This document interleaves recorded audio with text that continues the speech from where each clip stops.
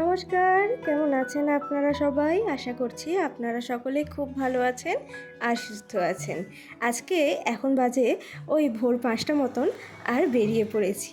আজকে যাচ্ছি চৈত্র শেষে বৈশাখের জন্য শপিং করতে। তো চলুন আপনাদেরকেও নিয়ে যাই। এই দেখুন, এই জায়গাটা তো সকলের কাছেই নিশ্চয়ই অতি পরিচিত। এটা হলো কালনা ১০৮ শিব মন্দির।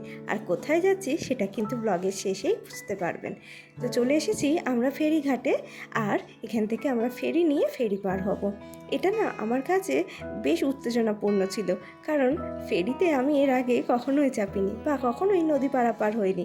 আবার যখন মা গঙ্গাকে পারাপার হওয়ার কথা আসে, সেটা তো এক রকমের অন্যরকম অনুভূতি বলা যেতেই পারে। তো দেখুন, ওই যে ওই পারে আমরা যাব। বেশ ভালো লাগছিল জানেন।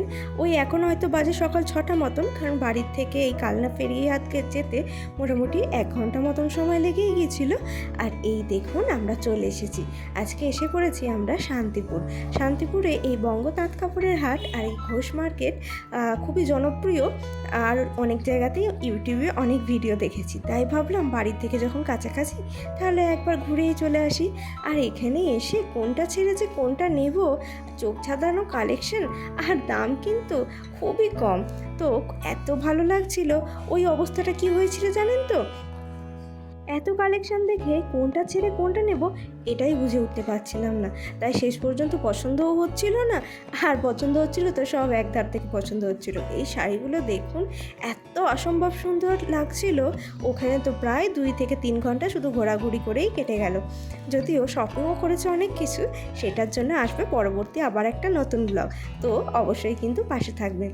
তো চলুন এখন বাড়ি ফেরার পালা, কারণ বেরিয়েছি সেই ভোর 5টা, আর এখন সূর্য একদম মাথার ওপর, মানে ওই দুপুর 12টা মতন বাজে।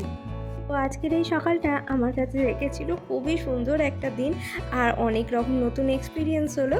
তো খুবই ভালো লাগছিল। দেখুন এই দাদা কীভাবে মানে এই ফেরিটাকে ওই দড়ি দিয়ে ওইখানটায় বেঁধে দেবে, যাতে মানুষ পারাপার করতে আর কোনো অসুবিধা না হয়।